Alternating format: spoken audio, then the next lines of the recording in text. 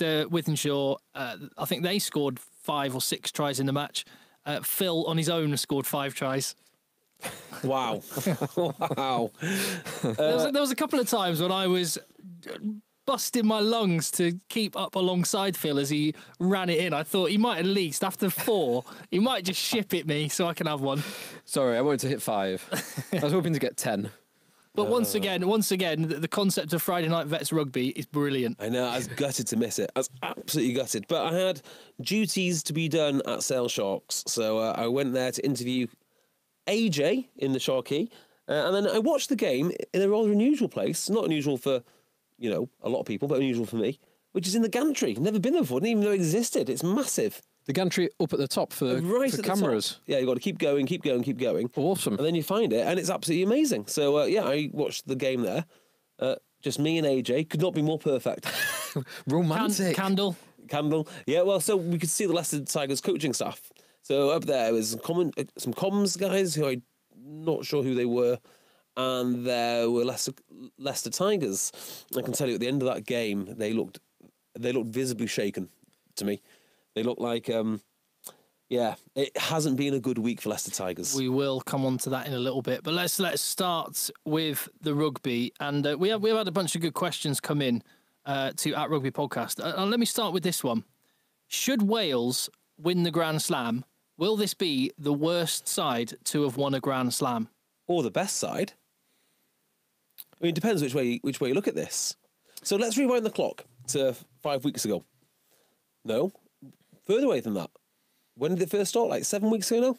First game week. First week in February. Yeah. So we're reviewing this, and I think we might have said this is the most competitive Six Nations that we have seen. Yeah. England looks stacked. 100%. France, well, okay. We know they've got talent. Yeah. Some back them more than others. Ireland coming in and says we're the best team in the world. Yeah. Scotland were doing things. Yeah, Scotland didn't have all the injuries they do right now. Exactly, and everyone was saying Wales are the dark horses. Yeah. So no matter what happens, I mean, if Wales win this, they are not the best team in the Six Nations, but they're the best coach, they're the most canny, they're the cleverest. It might be the best Grand Slam, but it's not the best team to win a Grand Slam. Yeah, I could go with that. I think you kind of highlighted it in the wake of the England game. The man-on-man, Wales and England probably have more talent, but the way that Wales team have played and the way they play together, they are a hell of a team. Yeah, you don't win 13 international rugby games on the bounce. You don't go 4 out of 4 in the Six Nations. Ooh, dear Phil. Ooh, steady. Without being a very, very good team. Yeah. And to give some context to where Zippy Chuck, who sent us this tweet to at Rugby Podcast, he said, after saying, will this be the worst ever Grand Slam team if Wales were to get one? 4 tight wins, 0 bonus points. And I will add to that another stat, which is that Scotland have the lowest number of tries in the tournament. Oh. The next lowest is Italy, which you might expect. Yep. And Wales, who have the same number of tries. So it is, saying it is surprising that top and bottom of the Six Nations both have the same number of tries. But then 4 wins and 4 defeats. But is it not a little bit like Floyd Mayweather having a very limited amount of knockouts? I mean, they just get the job done. It doesn't really matter how it gets done. Well, so yes, if Wales win the thing. If they don't win the thing, so Wales losing out on a bonus point win against Italy could end up costing them. Yeah. So not being able to score 4 tries against what we certainly after this weekend we know is not a great Italy team, who were well and truly put to the sword by England. That's not great. They've not got a single bonus point, and they have looked. So this weekend they looked very good. The 2 tries that they scored, they took them really well. They had more opportunities than that when they had good attacking ball and overlaps, and 2 in particular where George North crashed it in and one where Jake Ball crashed it in instead of using hands, and one in the second half where I think it was a bigger pass to Josh Adams went down. So the try they did score to Josh Adams was a forward pass and should have been ruled out as such. Yeah. So I'm not trying to take the shine off of what is what has been four ground out wins, particularly the game against England. They really, really ground that Here's one a out. question for you, right? I know what you're going to say. I'm not sure I would say the same thing. The new wingers, I mean, he's not that new anymore, but he's sort of still new. Who would you rather have in your team if you were picking it tomorrow? Josh Adams or Joe Cockney-Singer? Interesting question. That is a tough question. Because we'll come on to the England game in a bit, Yeah. but Joe Cockney-Singer was at fault for both of the England tries. Yes, Phil. And people are talking him up like he is the second coming. Yeah, 100%. Oh my God, I'm Phil. Yeah, I knew I could rely on Phil to bring that exactly. I've been talking about the deficiencies of Joe Cockney-Singer for quite some time. Yeah, and I watched the game yesterday, and there's no doubt him rampaging forward with the ball in one hand. You can offload. You can take the boy out of Fiji, but you can't take the Fiji out of the boy.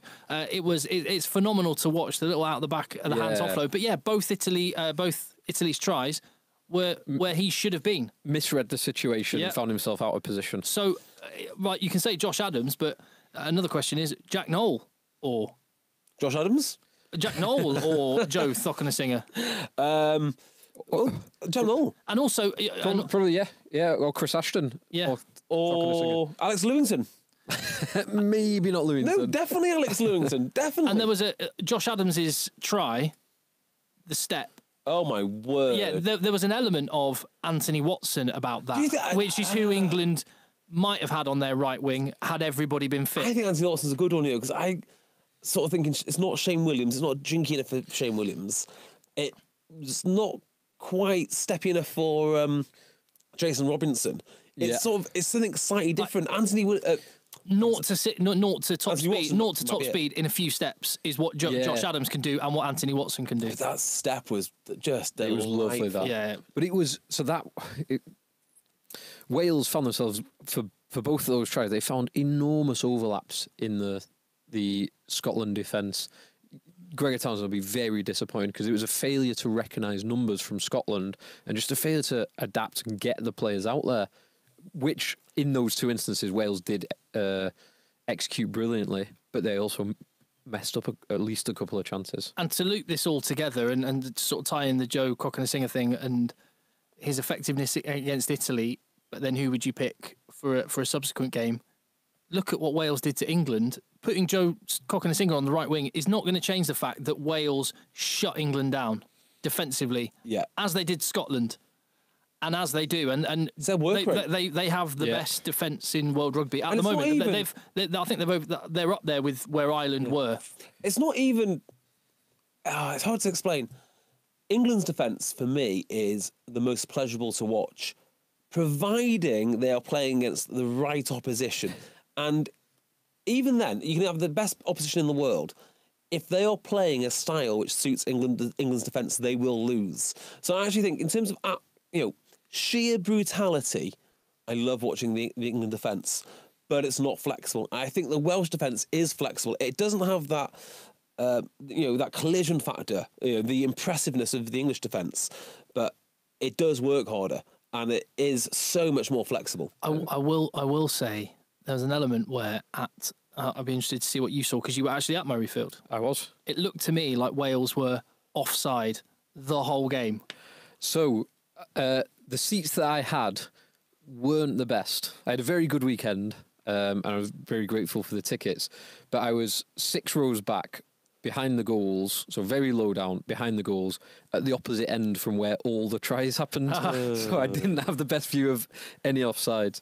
One thing I will say about the Welsh... the Welsh overall game, the team, but it really shows in their defence, and it showed very well against England and very, very well against Scotland late on, the fitness of that team. That team is seriously fit. They're so good. And because they can just keep going. And we coming into the tournament... I say they're so good. They're not so good. They're just a really good team. Not a great team of individuals, just a really good team. It's the team bit. Do you know who's massively impressed me? And I put out a tweet about him today, actually. A guy who I've never rated at all, but he's come good. Josh Navidi, like his man strength, just the way he wrestles people. So I tweeted today, like that boy must have a background in wrestling or grappling or something because his ability to hold people up. Yeah. Oh, he's just he's handling people. Was his dad a bodybuilder or wrestler or something. Well, someone's come back to me and said he's an Iranian wrestler. Now, anyone who knows anything about wrestling will know that Iranians are bloody good at wrestling. So that would stack up nicely. There you go. But yeah, he was good. He actually missed a tackle on Darcy Graham when he came through, but that's nothing to do with strength. It's because Darcy Graham is very elusive, kind of hit low and spun out of it. And the other one as well, who again I thought was an absolute flat track bully. Turns out he's a lot more than that, is Moriarty. I think Moriarty's been superb. So what Moriarty does really well is his work rate. Yeah. So his fitness and his work rate. And his carrying has been nowhere near as impressive as Faletau. But it hasn't actually mattered yet. I wonder if it will matter against Ireland. I don't know. Looking at Ireland today, I think Wales are favourites now. At home, I think. Yes. I would agree. Who knows? I would agree that Wales are marginal favourites. It's too close to call at the moment. Jumping on to Scotland, how much of a mitigating factor is their very lengthy list of injuries? How much does that give Gregor Townsend a get out of jail free card here? So it is significant for this tournament, and I think it can explain a lot of the poor performances. And even in that one game, they ended up with Ali Price playing on the wing, and they had Hastings playing fullback because McGuigan came on. McGuigan goes off. He's broken a rib, I think. Has it? Which is a real shame. I know. I'm not for him. Yes, friend of the pod, but also for my fantasy rugby draft team. Devastating.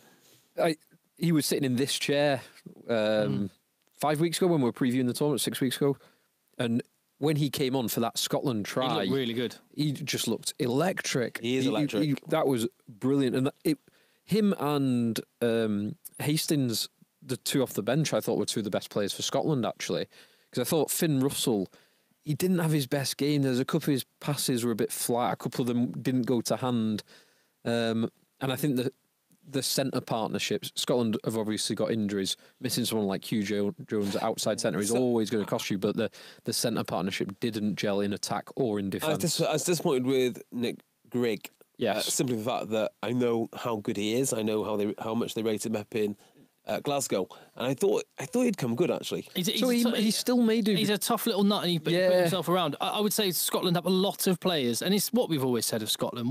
When you deplete them of a few guys, the guys that are coming in will work hard, but the class, there's not the layers of class that there is with Ireland and England. Yeah. There's not many teams in the world that could lose the likes of Finn Russell last week, but Hogg and Hugh Jones. They feel broadly similar in that respect to Wales. I think they've got a similar amount of depth.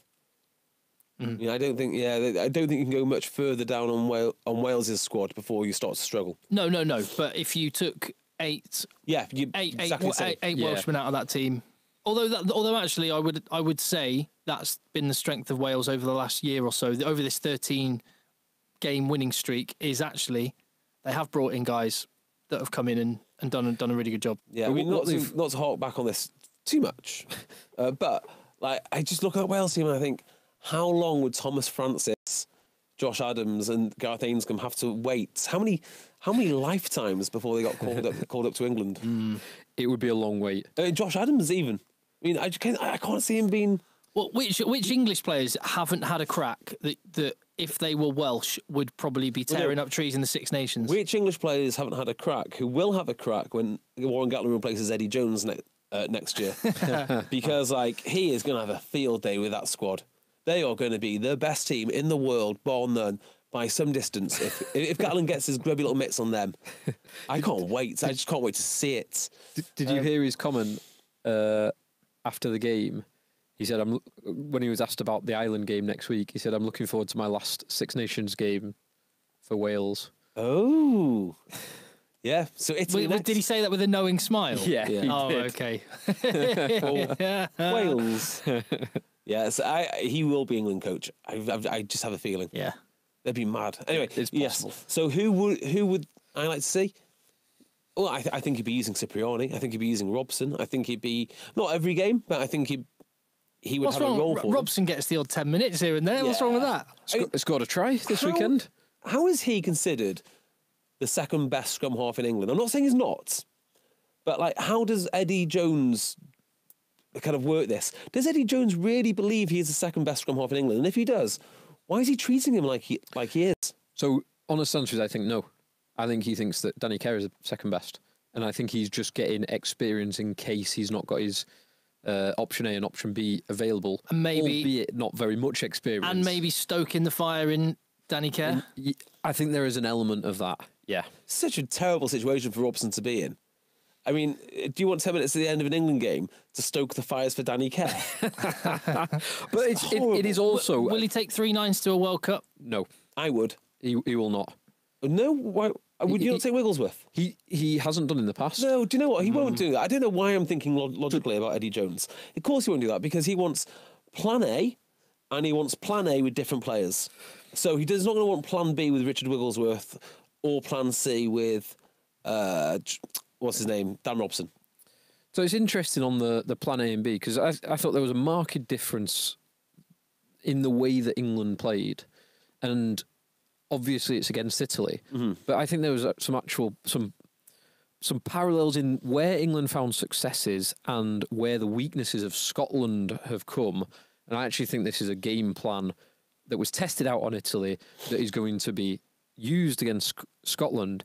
And by that, I mean, where they found most of their joy was getting either Manu Tuolagi, Elliot Daly, Thokina Singer, or Johnny May with a one-on-one on the... it happened to be your mate Esposito on... Esposito on a few occasions. He's very good. But they're trying to manipulate something on... It is either the 13 or the winger trying to manipulate an overlap. So you've got a one-on-one, either any of those dangerous runners on one man, which, to look ahead to next week, I think the way that Scotland played against Wales, I think they would struggle to defend that.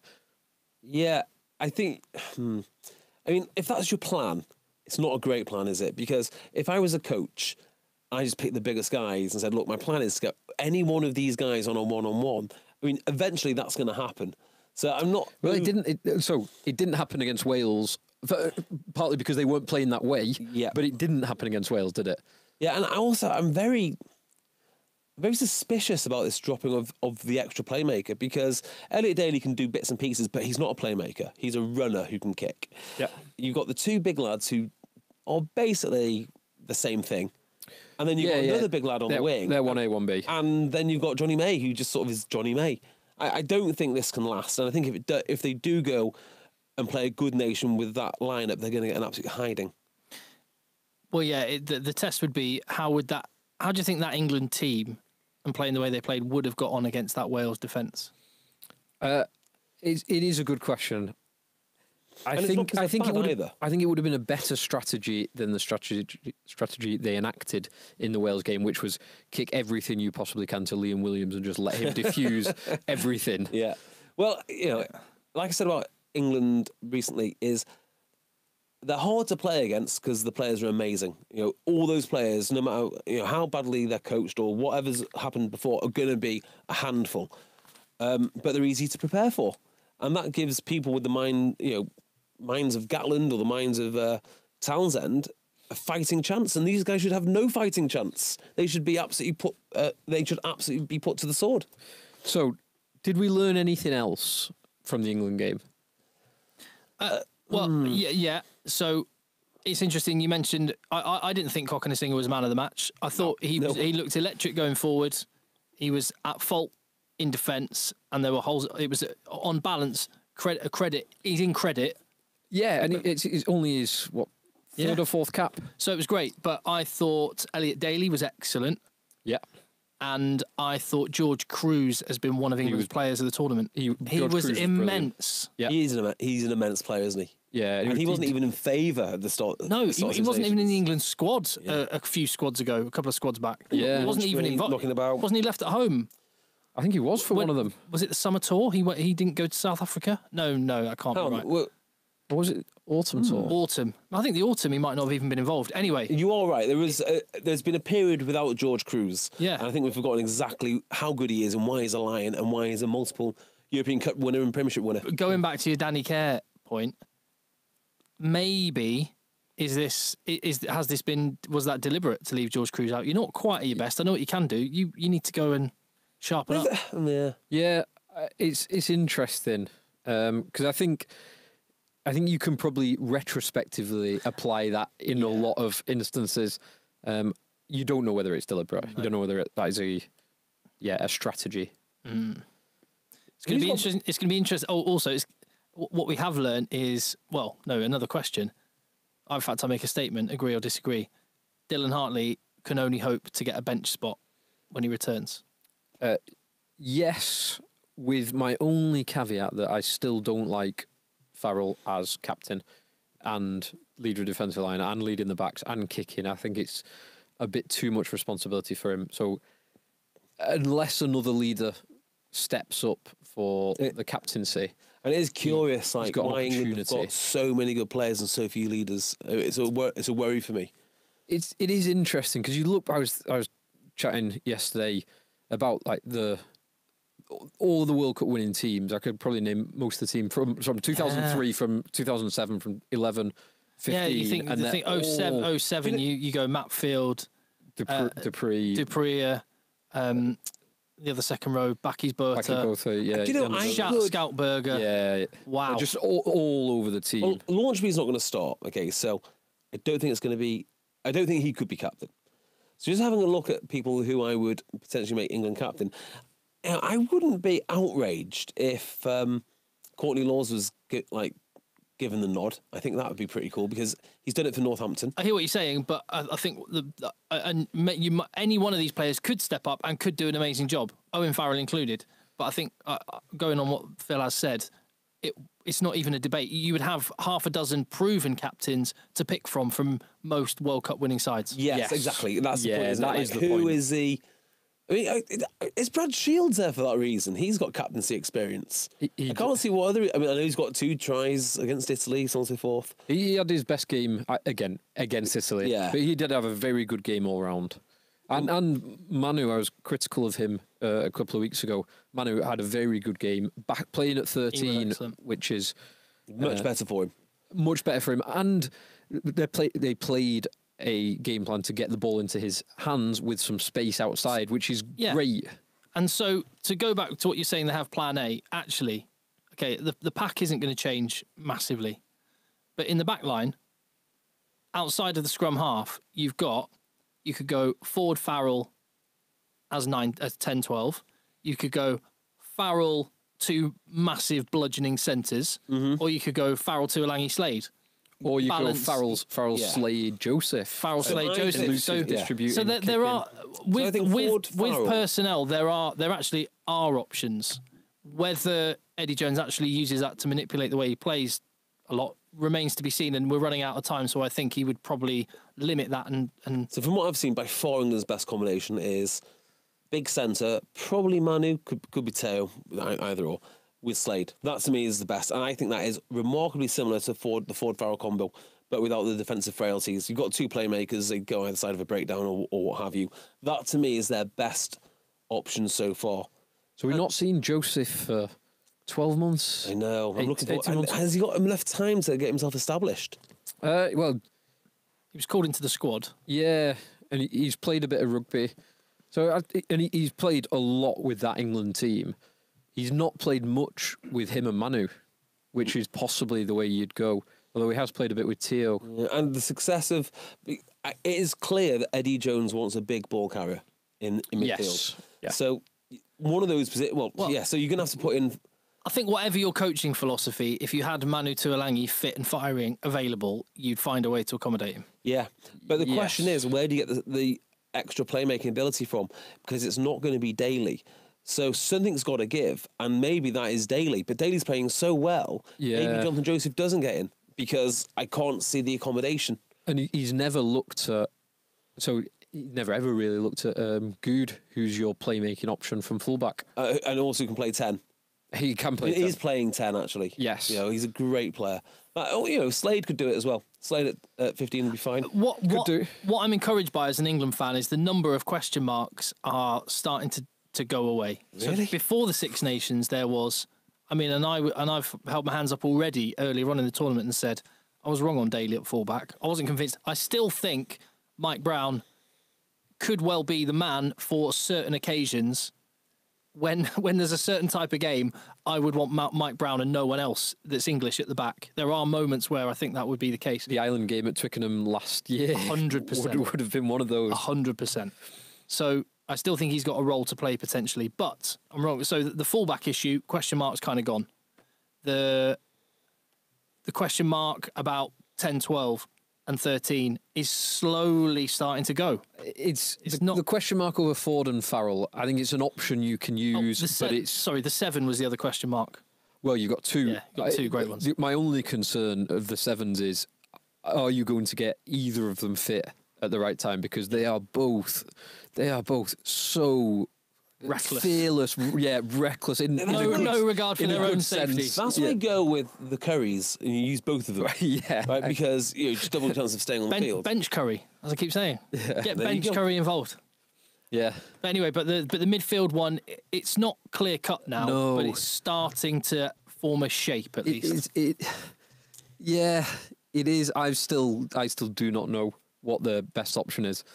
Other than Sam Burgess, And some Other of than, that's sorry, an idea. yes. Of course. obviously. He's probably only a 7 or 8 hour flight away from Japan. Yeah, come on. Call up Sam. I'd go with I've said this for a long time, but the guy I'd most like to convert into an English centre is not Sam Burgess, but his propping nemesis. I can't remember his first name now. Graham. What's his first name? Oh, yeah. The best, in my mind, the best rugby player the British Isles has produced in a generation. He still plays, and we don't talk about him nearly enough. Yeah. I can't remember his Former damn St name. Helens plays for The plays prop. in the NRL Ginger now. prop. Yeah. Why can't I remember this is embarrassing. But anyway, he is literally the best rugby player of a generation from British James Graham. James Graham from the UK Oh, yes. and Ireland. Yeah. Hands down. It's not even close. He is a specimen. Yeah. And his hands. I mean, just going... Sorry, this isn't going to turn into a 10-minute James Graham segment, right? But go on YouTube and just watch James Graham highlights. And the first 10 minutes is him running over people and writing people off. The second 10 minutes is the most beautiful collection of wonderful wonderful passes and hands. He's a marvellous player. Ian Martin has tweeted to @Rugby Podcast and said, "How much did you enjoy Genge lifting his opponent's shirt up and getting his belly out at every scrum reset?" This is something that Dave Flatman's spoke about at length, which is one of the most annoying things for a prop, is someone lifting up your top because the skin tight ones don't come down, and you're on TV. Also, just some live podcasting feedback. David Forey is saying, "JB, move the microphone. It looks like you have a messed up hipster beard." I don't know Oh, what it does, doesn't it? Yeah, apologies for that. It's all right. It's fine. No, Sorry, I've got to keep my pop filter up. Leave Sorry. it as it is. Joe Sheridan, who's saying, I would really like to know your thoughts on the World League. Just to reiterate, we will be doing that in a later podcast. Yes. Al O'Brien, the Six Nations is in trouble. France are shite. Scotland fits and starts, and Italy could do with dropping out for a few seasons. Is that too harsh a categorisation? Having said that, this is one of the most competitive. It's also the chasm between the ones that are doing well and the ones top that three aren't. and the bottom There's a three. huge gap in the middle, isn't there? Well, first of all, don't worry about France. They're fine. That's the first thing. I am worried. No, France are the big winners from the Six Nations so far, by a long way actually. It's a long con. Yeah. So are you going to shift from they're going to win the Six Nations to they're going to win the World Cup? Well, I think I put them as my favourite for the World Cup anyway. So, do you want me to talk about that now? Yeah, well, yeah, let's get into the game. All right. Or well, do you want to introduce the game by telling us why this is good for France? Yeah, okay. So, France have lost again, and it is a bit of a beatdown, and they look like a bit of a joke. They were frankly. rubbish. There were bits to sort of look at and think, yeah, that's not as rubbish as we thought.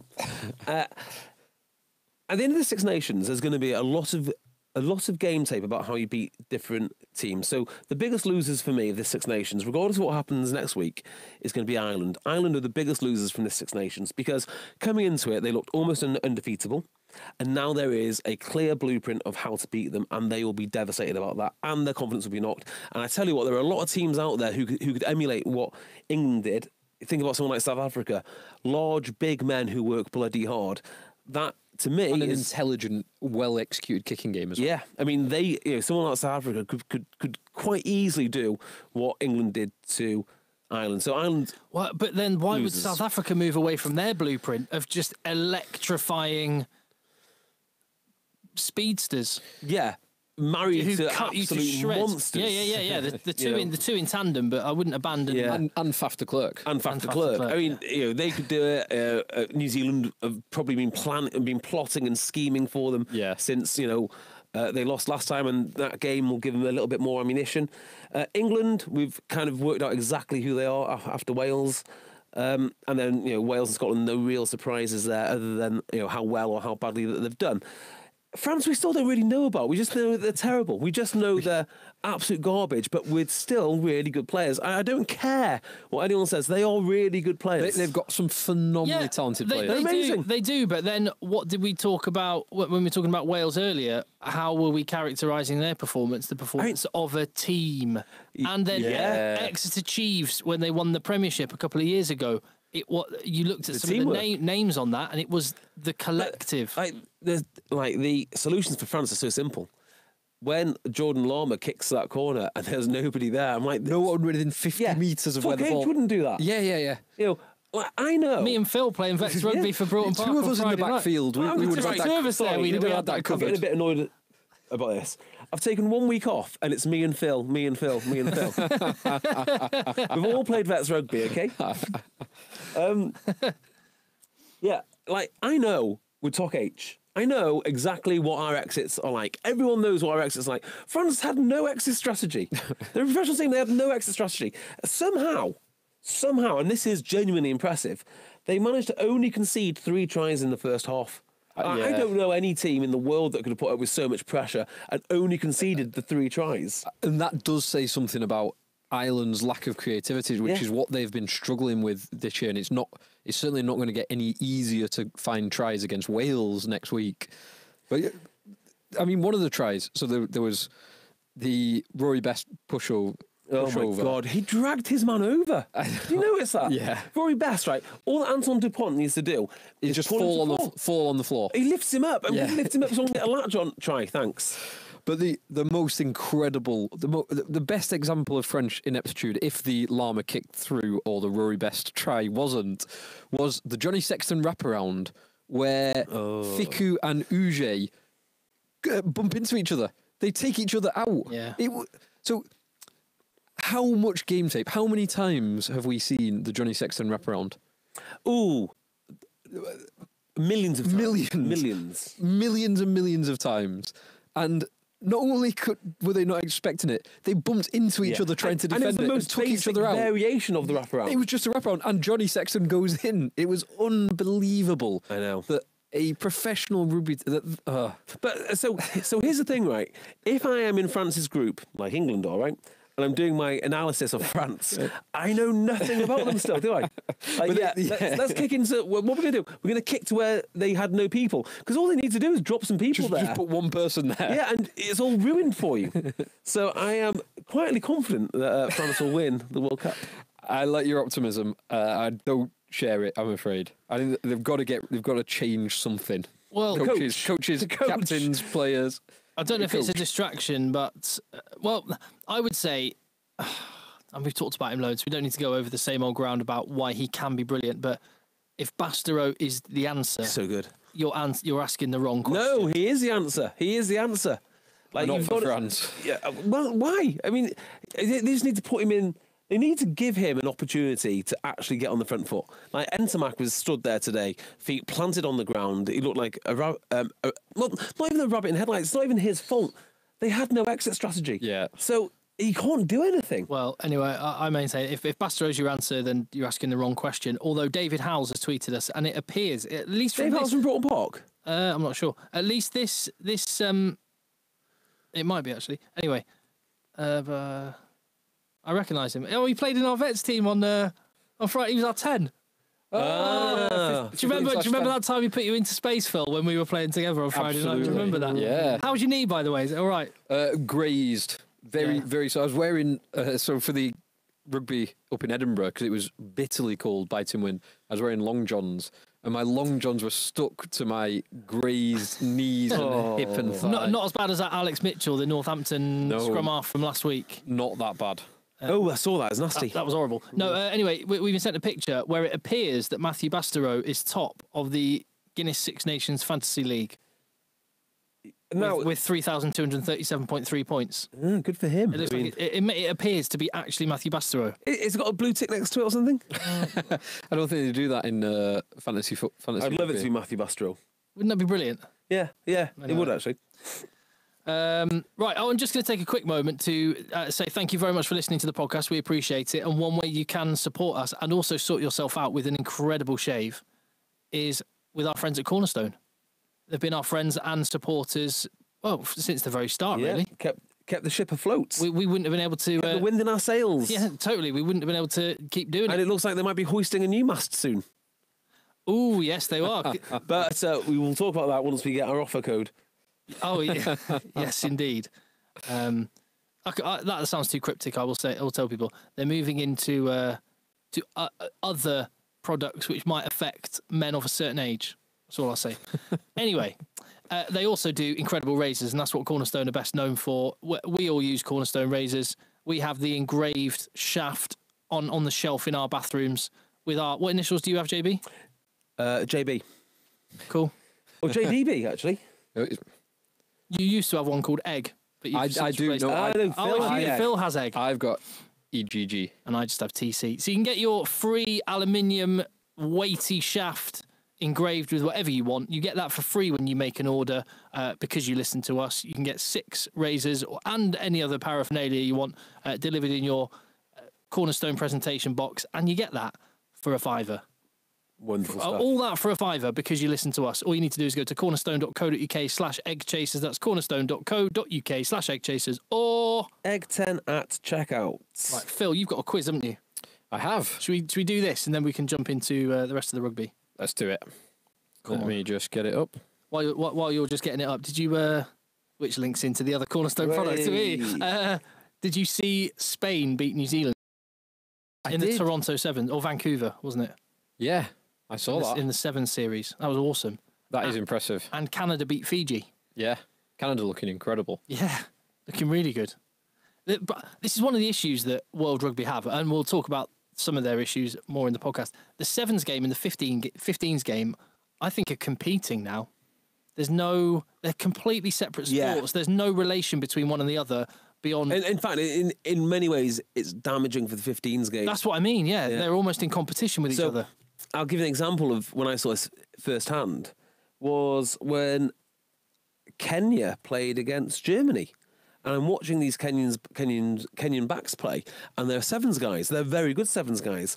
But Sevens players do things differently. Like they would stop still, and they'd receive the ball, and then they'd give it. Like they looked like they were trying to find the space which you get in Sevens, and you just don't get it. Yeah, you don't get the time or space. No. And the issue is you can't have a top player. You have to be Leona Nakarawa and of that level of skill to be able to translate and play 15s and Sevens. Well, there are very, very few players who can play both sports. I think you can play 15s and transition to Sevens with the right fitness work.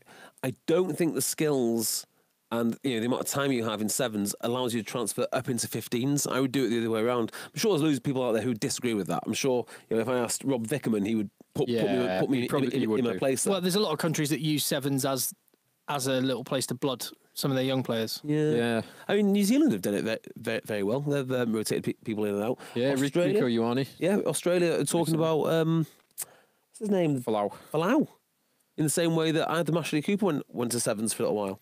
And Habana tried at the Commonwealth Games. Yep, so you can go both ways, but I think it's better to be a 15s player going to Sevens and learn to play with less space than going 7s to 15s. I think if they'd have done 10s, you might have been able to have a great sport like Sevens with loads of tries, but have players being able to move between the two. I like the way football have done it, which is let's not mess around with our format. It's 11 aside, and everything else can be your hobby. And cricket has gone like the other way around, which is you've got 16 different versions of the game, and we're going to make up a new version of the game very, very shortly because fans have got even less attention span than we originally thought. For more on all of that, listen to our other podcast in your feed, hit subscribe. But Phil, go on. So this is a Super Rugby quiz. Oh, okay. Oh, God, I've not watched a I minute literally of don't know Super anyone Rugby. in Super Rugby. Well, it's not. There's not too much about this year. There's only, in fact, 2 questions about this year. Okay. So, first question: what is the closest geographical Super Rugby rivalry? Wow. So, which 2 teams, their home stadiums are closest, closest Okay. together? Can I answer now, or do you want me to write it down? Write it down, please. Right. Okay. Question number 2. Hang on. Okay, yeah. Question number 2. Yeah. Can you name the Super Rugby jerseys which are manufactured by Canterbury? Now, I'm not going to tell you how many there are, and it's negative marking if you get it wrong. Ooh. Yeah. But there is more than one. Okay. Yeah, I've got all 4 of them. Right, next. Question number 3. Which team has won the most titles? Okay, next. Yeah. Question number 4. Super Rugby was preceded by Super 6 in 1992, Wow. featuring teams from 3 countries. Name the countries. Wow. Super 6. Wow. Okay. It's got to be. You can't really be. It can't be that easy. No, it can't be, can it? Okay, next. Question number 5. Who was the top point scorer in last season's Super Rugby? And I will give you... So I only want one answer. If you get number 1, you get 2 points. Okay. If you get number 2 or number 3, you get half a point. So, what was the question? Top point scorer last season. Okay, so if you get 1. Okay, fine, yeah. Okay. Yep. And finally, question... So you want us to go for 3? No, right. just- No, I just got you. one. I understand now. Put what you're one saying. name down. Cool. If you get it on the nose, you get a bonus point. Yeah. If you get one of the next 2. And question number 6. After 4 rounds of Super Rugby, although one of these teams has only played 3 games, but after 4 rounds, there are 2 winless teams in this year's Super Rugby. Who are they? Okay. Okay, hold on. Cheetahs, Southern King. you got okay. Western Force, mate. Western Force, yeah, Western Force. Right. Question number 1. Geographical rivalry. Bulls and Lions. Tim, I said Brumbies and Waratahs. I can tell you the Brumbies and Waratahs. Whoa, hang on. I thought it was South Africa. Closest right. Super Rugby rivalry. Oh, not South African. No. For some reason, I thought it was South African. You might be right anyway. Oh, So, no. I can tell you that the Waratahs and the Brumbies are 256 kilometres apart. This is if you drive from one to the other. And they're in 3rd place. In 2nd place, It's got to be New Zealand teams. the Blues and the Chiefs in 2nd place. Auckland Blues, Waikato Chiefs are 124 kilometres apart. Oh. And the Lions and the Bulls Yes! are What? 56 kilometres Is that apart. all? They can't justify God, that. I'm relieved. They Two can't justify separate Get it. towns, aren't they? Pretoria and Joburg. Yeah. I'm losing this big So time. I know this. 1-0. Okay. Okay. Super Rugby jerseys made by Canterbury. Lions and Wolves. Lions, some Wolves. Tim. Yeah, I've got those and the Waratahs. Oh, nice. Tim gets 3 points. JB gets 2. And there is one other as well. Is there? Ooh. Brumbies, are they still Canterbury? No. No. BLK, I don't know what they are. Yeah, I think so. None of the New Zealand teams. They're all Adidas. Yeah. Nike would be. Is So Jaguares. It's going to be the Sharks. Correct. Which is actually... Can I have a point? No. Which is actually interesting because the South African teams this season have got Marvel superheroes themes, Awful. even though they're made by 3 different brands. Yeah. So you've got Puma, you've got Canterbury. Puma doing... Why, by the way? Is Marvel have paid for that? Yeah, who's paying who, actually? Yeah, I've no idea. So someone's getting paid. No idea who's paying who. Anyway, Question number 3, probably the easiest question. Yeah. Most titles, Cedars. JB? Canterbury. Crusaders, yeah. Which puts you at 4 points all. Do they still have a horse that runs out before a game? So tin A pot. knight. Outside of the cardboard castle. Yeah. Papier Mâché Castle. Do you get a point for each of these 3 countries? 1 point for each country. Oh, well, No negative marking. in which case, I'm just going to say Australia, New Zealand, South Africa and hope I get 2. Because it can't be that simple. JB? Australia, New Zealand, Hong Kong. So, South Africa was still under apartheid rules, so they weren't competing in international sport pre-93 or whatever it was, 94. So it was Australia, New Zealand, and the Fijian national team competed. Well. So it's been done before. It was done originally. And a couple of years later, a Samoan national team played in a similar type tournament. Super 10 tournament. What an interesting idea. Well, actually, there is a Fijian team the Australian version of the Mitre Cup. Yes, there is. Fiji So Warriors. they are doing it. You know, they're not completely ignoring them. So I'm still 1 point ahead with. No, level. drawing level. How come you You didn't? 4 all. Because I got the first one, which should be worth more than 1 point. JB got the distance to the Lions Bulls Oh yes. distance. Oh, Okay, yes. so next one, Richie Muago, whatever his name is. Mo'unga. I said DMAC. Ooh, that's So about one of mine. I can tell you, Mo'unga was in 7th place, Oh, for God's sakes! but Bernard Foley was in 1st, Uh-huh. so he would have been 2 points. Your friend and part-time colleague Robert Dupree was 2nd place. Really? 2nd place last year, and DMAC was in 3rd place. Means Half he a gets point. half a point. Yeah. And goes into the lead. So Rob Dupree, he told me he had 24 starts for the Sharks. 15 last season. 15 last. Oh right, bloody hell! I would assume he probably played pretty much every game. Pretty good then, isn't he? He's all right, yeah. With Yankees and Sanchez going 4th and 5th. Excellent. Are you allowed to guess on this last one? By the way? Yes, but you can't. You can only write 2 down. So no negative marking, but you can only write 2 down. Okay, Well, so the only one I'm confident on is Chiefs. I got Chiefs. Chiefs is correct. After 4 rounds, including a home game against the Amazing, isn't it? Sunwolves, Chiefs are winless. That really is amazing. And my other Well, one. thank you for giving me that little thing because I couldn't remember if Sunwolves had won or not. So thanks for that, Phil. Appreciate it. That might have been my next guess, but it's not now. Reds is my other guess. I can't go with Reds because otherwise I'd just be copying JB because I wasn't confident on one. Come on. If it's red, no, because it doesn't matter. Because if it's Reds, you win, and if it's not Reds, I win. So I'll leave it with that. So you go for Sunwolves as your first answer. Well, It is the Reds. Yes. Ah! No, I don't think I've won.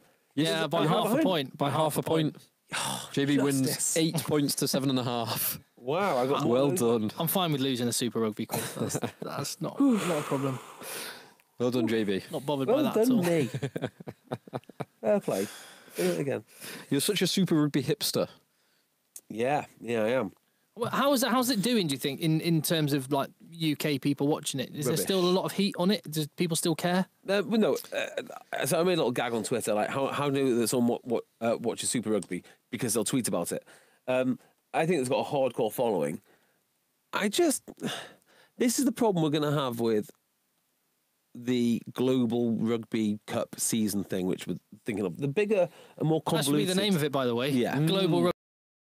Yeah. Almost as good as the Southern Kings Oh my word! Corporation. Best Oh, well, we're rugby talking team in Super the Rugby, world, yeah. or So whatever it is. it's the Kings, obviously, who are in Pro 14. They've been taken over, or a majority stake has been bought by a consortium of local businessmen and women, or whoever it is, and they gave themselves the name, the company name that they've come together to form in their conglomerate. And I quote, "The greatest rugby company in the whole wide world, Limited." Yeah, it's. I'm not sure it's a sustainable project. They've not thought this one through. Yeah, It's up there with Freddie Tuolagi's Global Bro Sport. agency, Global Bro Sports. That's brilliant, Global Bro Sport. I can't remember what I was saying then. What was I saying? Does anyone care about Super Rugby? Yeah, no, I'm not even people in those nations care about it anymore, and I think that's a real shame because I remember growing up watching rugby. Christian Cullen, I remember being one of the first people I really got excited about as a rugby player. It was never. Christian I always Cullen. felt that Southern Hemisphere rugby growing up was far more popular than Northern Hemisphere rugby. Yeah, everyone was talking about, oh, this is the future. Yeah, This is pointing the way. and I remember the images on TV. It all looked so perfect as well, like families picnicking on like grass verges, and it looked absolutely brilliant. And now it's just empty, dull stadiums. Like it's a bit of a shame to see, but I think it's because it's expanded too much, and more rugby is very rarely the answer. Sometimes less is more. Yes, Well, quite and the NFL, which you and I both love, JB, is one of the best examples of that. exactly. It is. There's only 6. I mean, you have that whole barren period of like 5.5 months with no American football. But when it's there, And they're fighting like cats and dogs to expand the game, the season to 18 games, and saying no, absolutely not, absolutely not. And that's the way forward. Just have your thing and make it more valuable. But we can talk about that in our clubhouse. What are we going to call it? Committee podcast. Boardroom podcast. Blazer podcast. Yes. Yeah, we'll do it in Blazers. Right, some domestic matters then. Yes, let's do that. Well, I'll tell you what, let's look ahead to next weekend's and round off the Six Nations, and then we'll move on to domestic matters so we don't cross the streams too much. So, Super Saturday. Where are you going to be watching Super Saturday? What are you going to be doing? Well, I'm trying to organise. So Talk H are out and about, so I might join them. No game. No game. We've got the week off. Right. What are you two up to? To be honest, I'll probably be watching it at home after being away. Working at Northampton on Sunday for the Premiership Rugby Cup final. Ah, nice. So I just have to work out my logistics there. So one of the finest days I have had in quite some time was watching Wales-England, that game, starting off with a little bite to eat in Rosso, Didsbury, watching most of the France game on my iPad. Was this your dessert wine extravaganza? Exactly right. I was hoping to replicate the experience, but with 3 games. But I'm struggling to find friends, so I might have to just join the lads in the rugby club. I might be on. I mean, nothing's going to top Mojo's in Bucharest for Super Saturday. That was immense. Yes, it was immense. That was something else. Was Spain the last weekend as well? No, Second to last. that was second to last. Yeah. Because don't forget there was that would That's right. Yeah. if it hadn't been if the week before. No, hold on. No. You You're had a right. Sunday game and we all went Yeah, to it was Wales on Sunday. Yeah. So just on watching the rugby, I've just got to send apologies out to Patrick Taranto, who we played with in New Jersey. Oh yeah. Who was over to watch the Scotland-Wales game and offered to buy me a beer. And you said no. No, I said yes, but then basically had no signal inside the ground and for a long time afterwards. What? So, apologies, Patrick. Come on. I missed out on a beer. Oh, human. good on you, Patrick. And also we've really started something. Do you know what? As one legacy of Egg Chasers, I'm really proud of this. People going to Spain. People going on tier 2 tours. Yes. Even though we didn't do one this year, there are literally hundreds of people that have been sending us pictures of them going on tours to go and see games in Belgium, in Spain, in Romania, and all over the continent. Which and I'm really, really proud of that.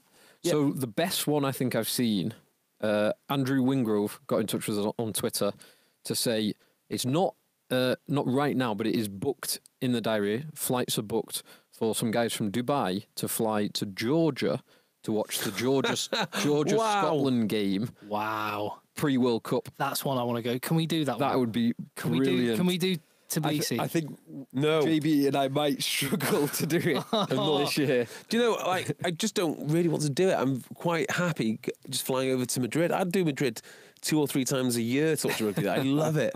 I think it's the best place to watch rugby. If there were direct flights to Tbilisi, you'd be on it, like a carb on it, wouldn't you? It's not so much that. It's not that at all, really. It's about the quality of the drinking and food and city. I mean, that's my thing. Madrid was great. Madrid's great. Madrid was amazing. And do you know what? Rome is great too. I Yeah. never used to like Rome. Rome was bloody fantastic. So Yeah, but that's why we want, and we'll talk about this on the other pod. Italy, get down to tier 2, and we'll go and watch Italy against Romania. That'd be Perfect. awesome. perfect. Yes. Right. Domestic Premier. Oh no! So what's the first game on Super yes. Saturday? It is a shame that they can't do these to be confirmed. The fixture times to be confirmed and do it Yeah. in reverse order. So Wales First Ireland one is was last. Italy, France. Yeah, 12:30 kickoff. that's fine. I don't mind if I miss Well, this. I do care. The because Garibaldi Cup. If Italy win this, I'm in line for a £180 payout on a £10 bet because I put the wrong bet on. I went to put France to win the whole thing. I'm sorry to burst your bubble, JB. They can't. They can't. Oh, can they not? France have got 2 bonus points, so France are on 6 points. No, Italy are on 0. another wasted bet. Oh well. So, you know what? If you've got jobs to do or you need to put a bit of family time in, so maybe I can meet you about 3 o'clock, Jay. Yeah, exactly. So that'll be the time to get some Negronis down us, a nice saffron risotto, and get the stomach line for going to watch the next game, which is Wales. So that game is an aperitif. Italy, France. Italy have a chance. France. Italy? I mean, oh yeah. so Italy against France. Italy do have a chance. So they played very poorly against England, but something that they've done the rest of the tournament is frustrate teams and stop teams from scoring, which they did well against both Ireland and Wales. So I don't think that's a foregone conclusion, that Italy-France game. I think it is. I think France will do them. I think it'll be a big win. Yeah. I think France will do them, but it might be relatively close. Yeah. So then we move on to. So 2:45 in Cardiff. It should be the last game. What is the Grand Slam decider, but could decide the whole tournament? And there's 3 teams that can win. So Wales host Ireland. Well, I just hope Ireland win, because otherwise there's sort of like it's very anticlimactic. Then watching England with no hope of potentially winning. It's irrelevant. It's irrelevant. So how will it go though? Defense. It's an immovable object meets a what's that phrase? Unstoppable force. Unstoppable force. Immovable object. It's one of those. 2 incredible defences. I think Wales too limited attacks a little bit this year. So, is everyone thinking that Wales are favourite? Yes, I do know, and I think Wales will win. So, if Ireland were to win, how do they do it? Because no one's beaten Wales yet. No one's beaten Wales for 13 games. How do you beat Wales? If I knew, I'd be the best paid coach probably in the world right now. I suspect if they beat Wales, it will be by thoroughly outplaying them. It'll be scoring early, make Wales chase the game as it opens up. Yeah. Ireland will score more and more. Johnny Sexton has to do what Owen Farrell couldn't do and find grass. Yeah, and Liam Williams has to be fit for Wales. If he's not, and Warren Gatland seemed fairly confident that he would be. He would be, yeah. And I'm pretty sure that Ireland can't do what they did today, which is continuously goes to the corners. If they have chances for points, they've got to take those points. Yes. Yeah, I'm with that, actually. So I'll say one thing. If I were Schmidt, and I think Schmidt will be looking at this, I would be targeting the Welsh line-out. So the Welsh line-out has been a little bit shaky. England put it under some pressure, not enough towards the end of the game. Scotland put it under some pressure.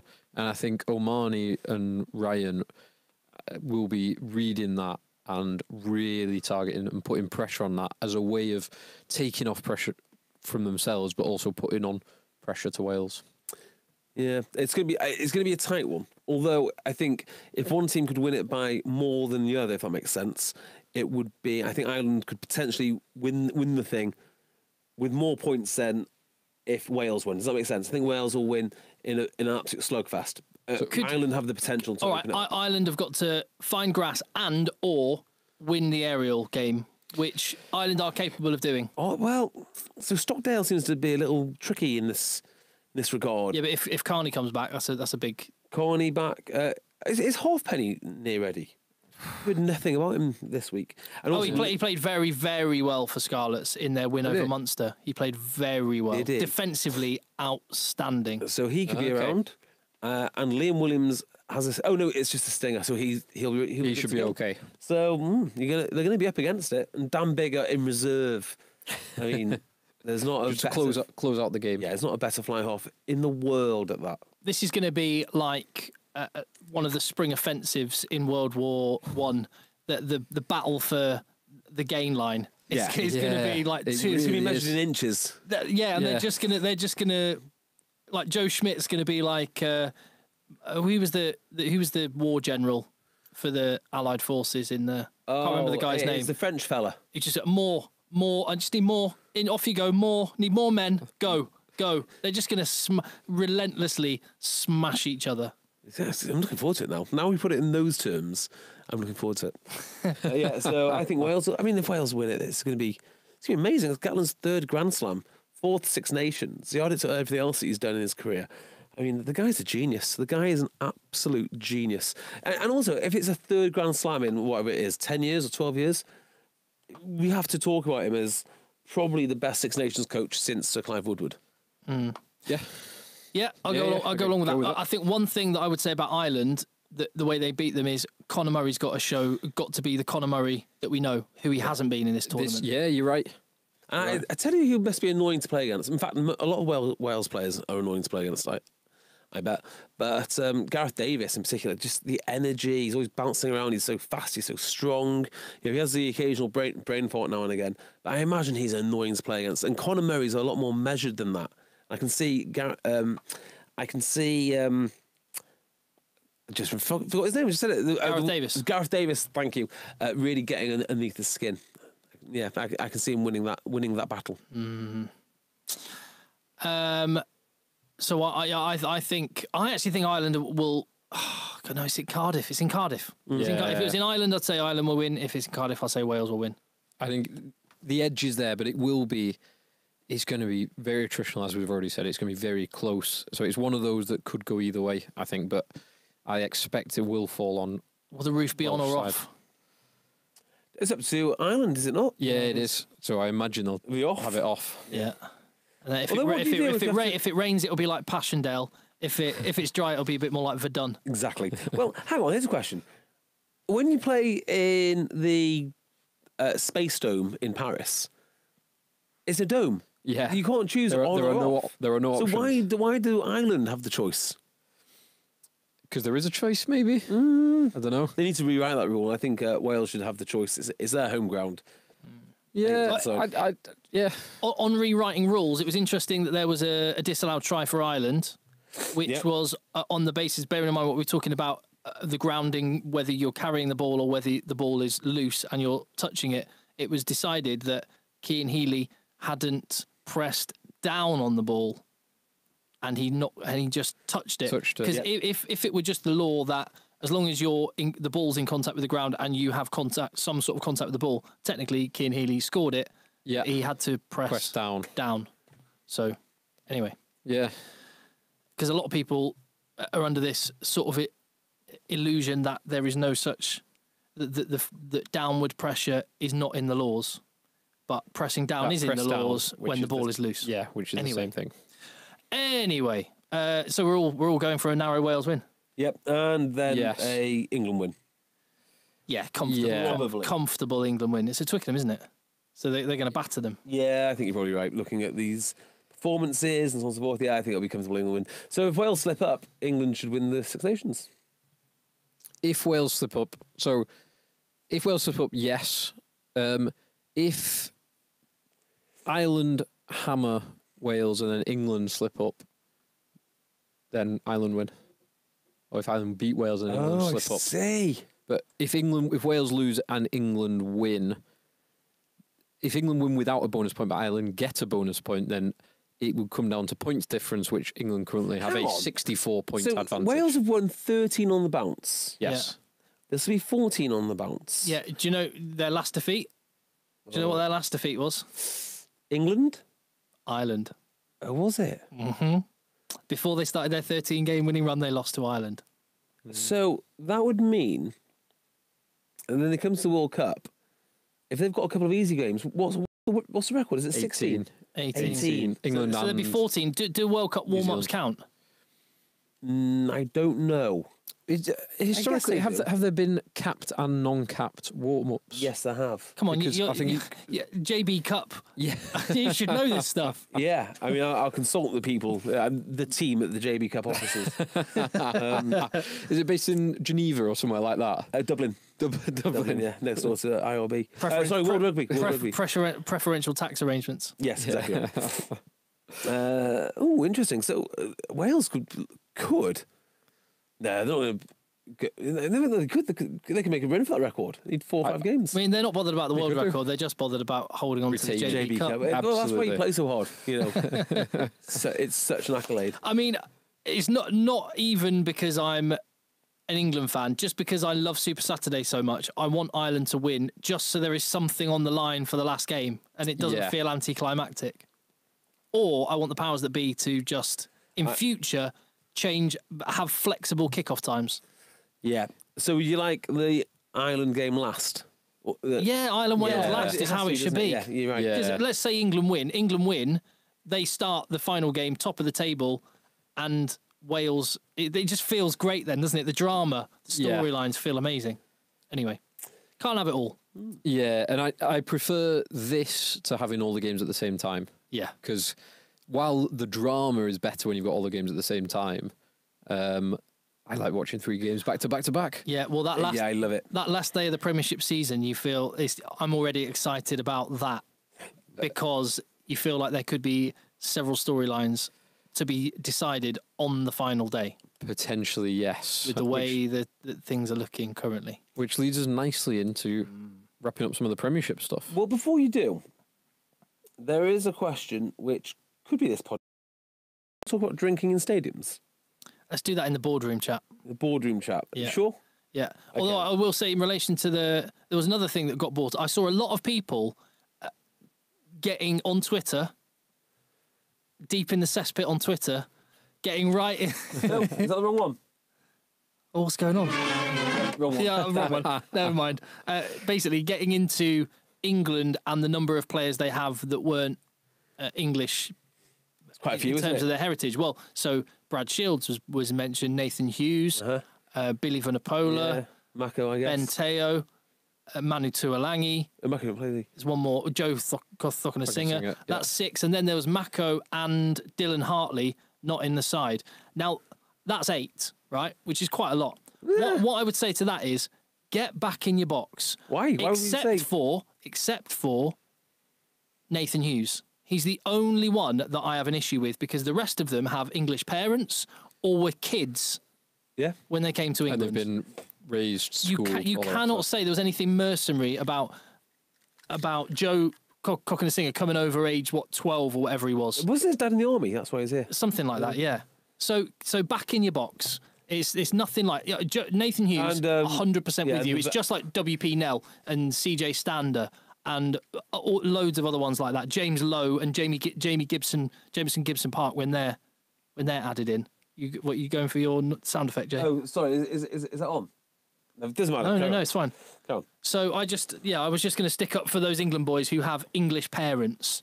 In the case of Brad Shields and Yeah, Brad Shields Ben- is legitimate. He's got English heritage. Ben Teo. Just legitimately bad as well. And that's the problem. He's not legitimately bad. He is. I mean, every professional 6 that I speak to, and I speak to many of them now, are confused as to why this would be the case. I mean, they are legitimately confused. It's a weird selection by any stretch.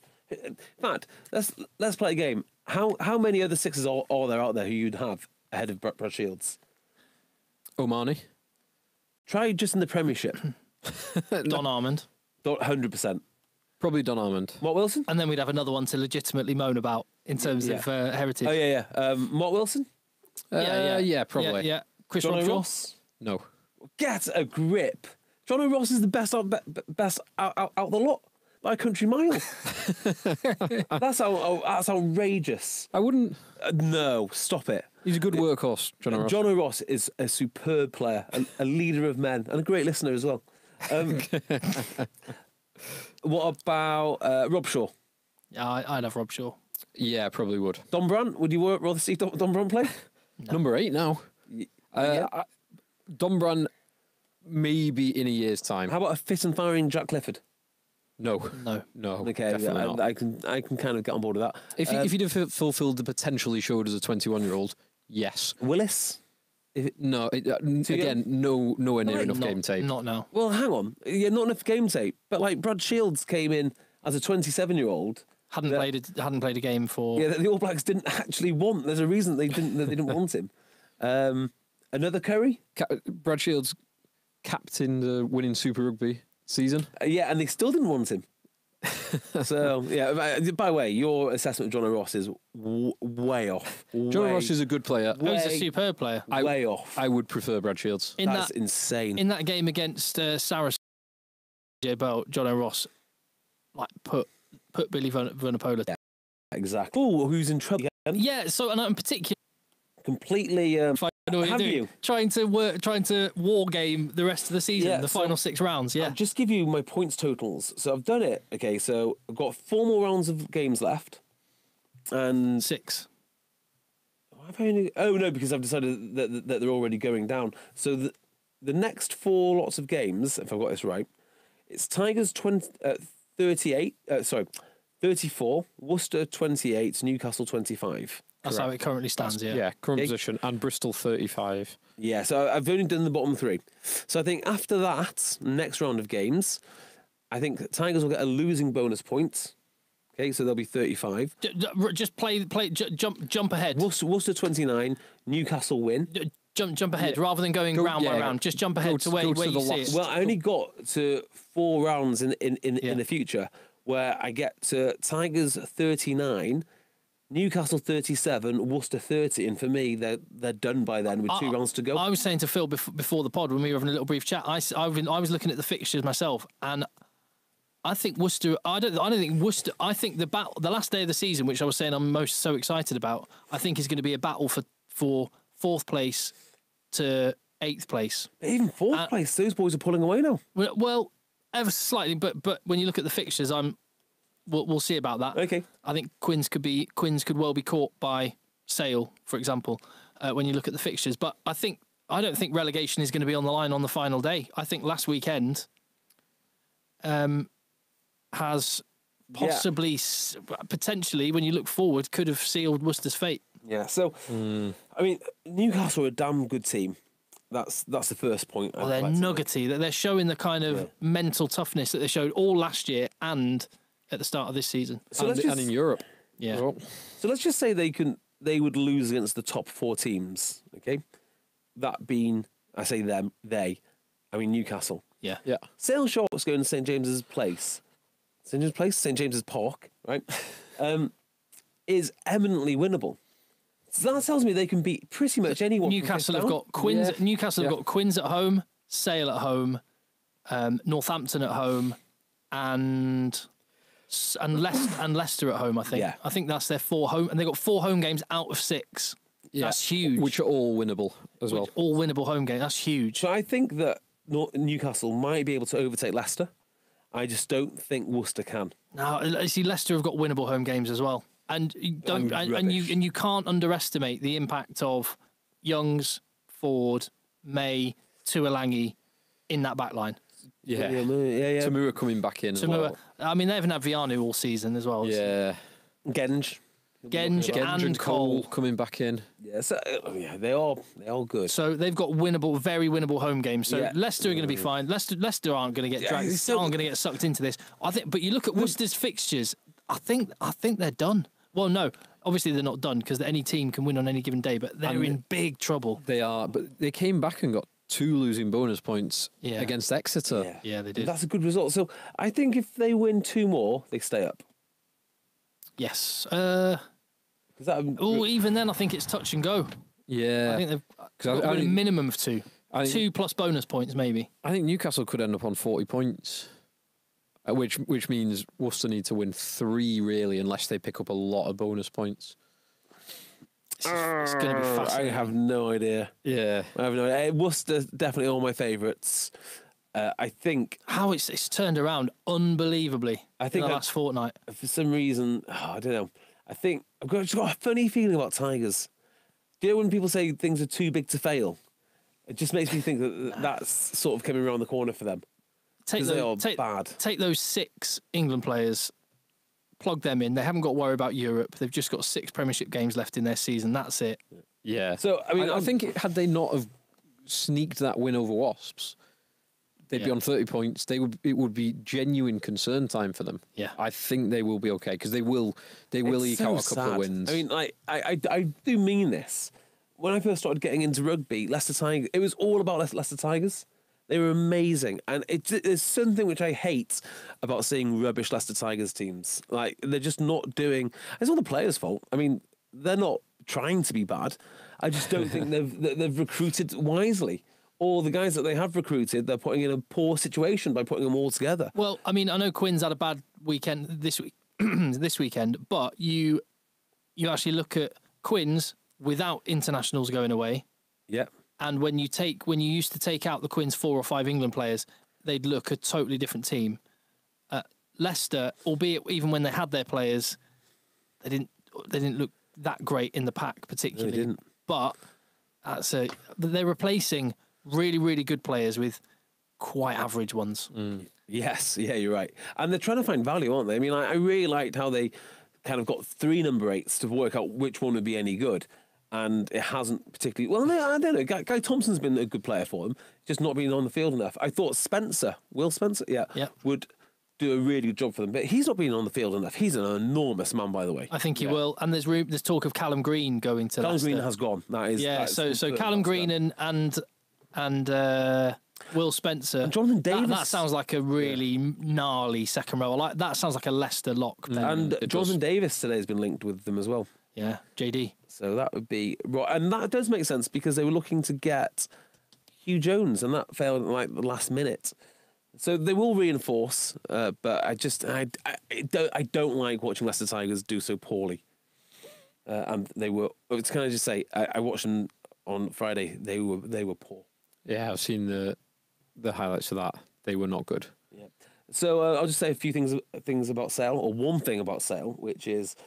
I am very excited about the prop Val Mostov, or whatever the hell his name is. So Sale's scrum looked incredible against Leicester. Mr. Deadlift. His legs are unreal. I love him. I love a good set of quads. He knows about 3 words of English. God knows how they're getting him to do what he's doing. Deadlift. One is deadlift, one is squat, and one is gym press. Open now. Yeah. He's in the gym allegedly every day until 5. Like, he loves his gym work. Dimes in his press conference afterwards was purring about him, and he doesn't speak in these glowing terms too often. He looks the real deal. So very, very excited about that if you're a neutral. And again, looking at fixtures, Sale have got a very, very favourable fixture list. 4th is not beyond them. I think it is. And my criticism of them would be is they've got a pack now. Sale are quite a hard-working team. Like, we were talking about Johnny Ross, and you got the Currys, and Strauss is quite a hard worker at times. But Harrison is another one who does a great job. Yeah. Well, they've got Newcastle away, which they could go and win. Yeah. But then, bearing in mind the context of the season as it stands, they're at home to Harlequins. Yeah, so... I just wonder if they won't have enough work rate as a unit. On the same weekend that Bath are at home to Bristol, by the way.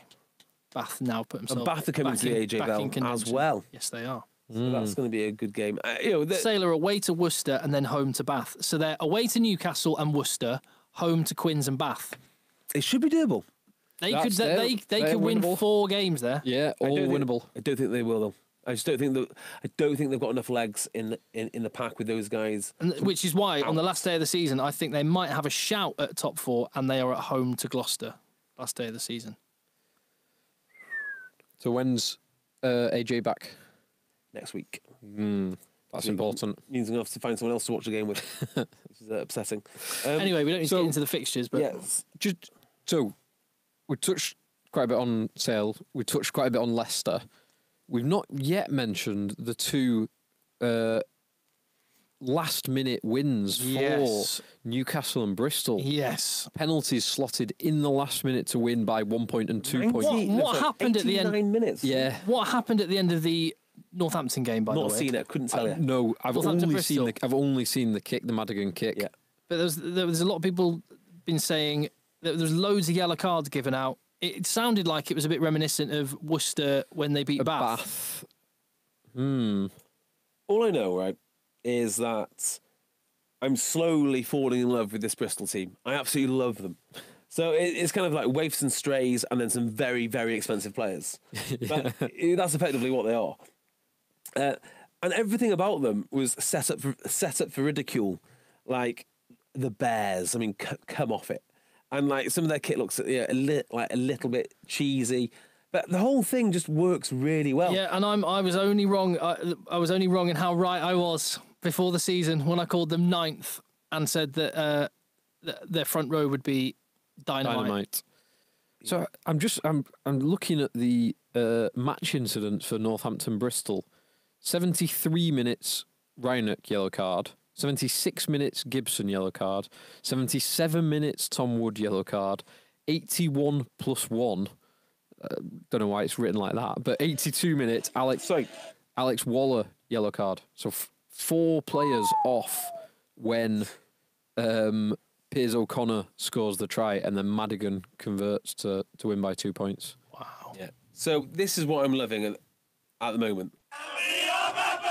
I know we've heard it before.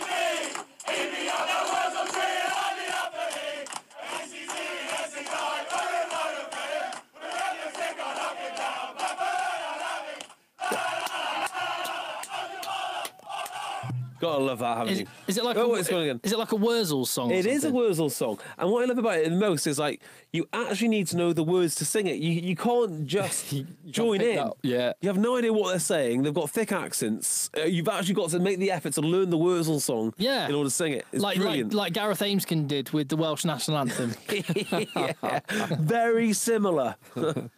Yeah, I'm a massive Bristol Bears fan at the moment. I hope they can just keep this up for a little longer. Just get us safe. 2 more wins. keep paying Sir Charles and Luatua. Yeah.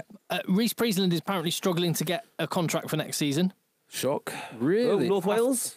After slotting 6 penalties. Yeah. And now I say shock, and I sound like I'm being rather harsher. What I actually mean is, I can't see him commanding the salary he might think that he deserves. Well, I think that. Well, yes, and he might be coming to that realisation himself. He may well end up staying at Bath and doing an understudy job for someone like Andre Pollard that they're rumoured to be interested in, that kind of a guy. Ooh, is that who they're after? I think they're after a big name 10.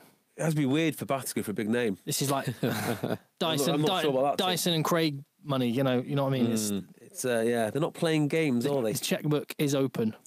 What would happen to Burns? Poor Billy. Poor Billy. Poor Billy if he's moved on again. Freddie Freddie. Billy Burns is going nowhere. Yeah. Freddie Yeah, to true. Freddie to Ulster. Maybe. Get them both there. No, because he's not Irish qualified. Yeah, Whereas the Billy is, Oh, Freddie's yeah. not. So it does make a big difference. That. it does. Do you want to talk about the great win for Newcastle? Kind of mentioned that. Worcester were kind of impressive. Two losing bonus points. Yeah, that's fine. Did well to do that. Anything else that stands out for anyone? Back 3 of Worcester is very, very good. So Bryce Heem is leaving the club next Toulon, season. is that right? Yeah, Really? Toulon. He is a hell of a runner. He is good, isn't he? Yeah, so strong and so powerful. Massive. Yeah. Right.